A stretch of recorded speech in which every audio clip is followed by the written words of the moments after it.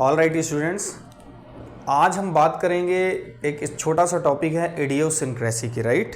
तो इडियोसिंक्रेसी के कॉन्सेप्ट को समझेंगे। मैक्सिमम आपका 2 मार्क्स में आने वाला है।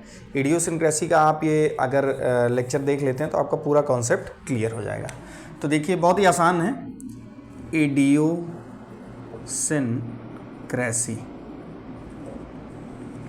तो इडियोसिंक्रेसी क्या है? देखिए बच्चों, जो एडवर्स ड्रग रिएक्शन की हम लोग पढ़ाई करते हैं उसमें हम देखते हैं, चूंकि एडीआर अभी मैं नहीं पढ़ा रहा हूँ, तो आपको बस इतना समझना है, जब हम एडवर्स ड्रग रिएक्शन की पढ़ाई करते हैं तो उसमें हम देखते हैं कि उसके जो टाइप्स होते हैं वो होते हैं A type B type C type D और ई और एफ तक होते हैं, राइट।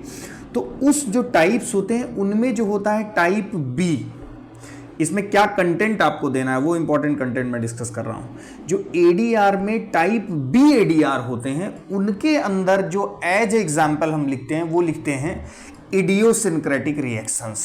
ये इडियोसिंक्रेटिक रिएक्शंस भी type be kind of ADR adverse drug reactions हैं। नंबर 1, तो एक आपका पॉइंट क्या निकला कि दे आर टाइप बी एडीआर्स, और टाइप बी को हम बोलते हैं बिजेर like reactions.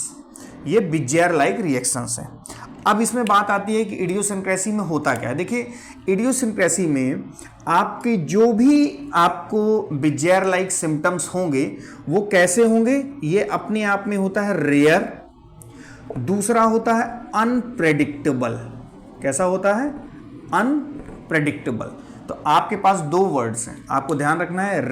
These are rare and unpredictable adverse drug reactions that usually occur in small population और इन सम इंडिविजुअल,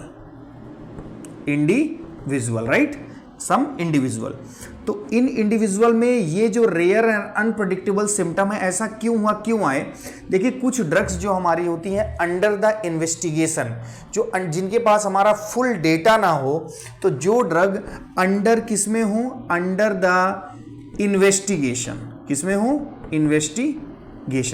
जो ड्रग रिसर्च में हो, अंडर द स्टडी हो, अंडर द इन्वेस्टिगेशन हो, जिनके पास हमारे उनके टॉक्सिसिटी या ओवरऑल जो डेटा हो वो कंप्लीट ना हो, उन ड्रग से कई बार हमको रेयर और अनप्रेडिक्टेबल सिम्टम्स दिखाई देते हैं इन स्मॉल पॉपुलेशन और इन सम इंडिविजुअल, जिनको हम बोलते हैं इडियोसिंक्रेटिक रिएक्शंस या इडियोसिंक्रेसी।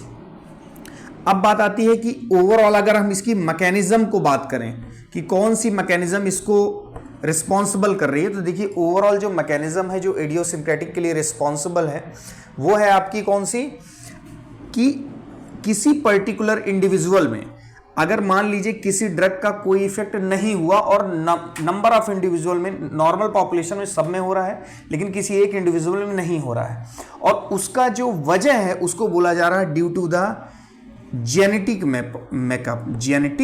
मेकअप।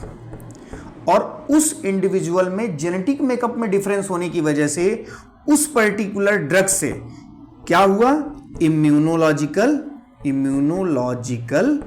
रिएक्शंस, और वो जो इम्यूनोलॉजिकल रिएक्शंस हैं वो क्या कहलाती हैं? इडियोसिंक्रेसी। तो देखिए इडियोसिंक्रेसी को मैं कंप्लीटली अब कंक्लूड करता हूं। देखिए idiosyncrasy they are the type B ADR, they are Bezier like reactions. Usually they are rare, unpredictable and occur in small population or in certain individual who have difference in the genetic makeup, who have their difference in the genetic makeup, and due to the difference in the genetic makeup they produce or they show the some immunological reactions, and that immunological reactions considered as idiosincrasy। और आपको ये point भी इसमें लिखना है कि idiosyncrasy में जिस ड्रग में हम इडियोसिंक्रेसी देखेंगे वो अंडर द क्या होगी? इन्वेस्टिगेशन, उसकी पूरी स्टडी नहीं कंप्लीट हुई होगी। तो आपका ये इडियोसिंक्रेसी का एक पार्ट है जिसमें आप इन वर्ड्स के साथ इडियोसिंक्रेसी को आप उसको एग्जाम में मेंशन करेंगे। So thank you very much.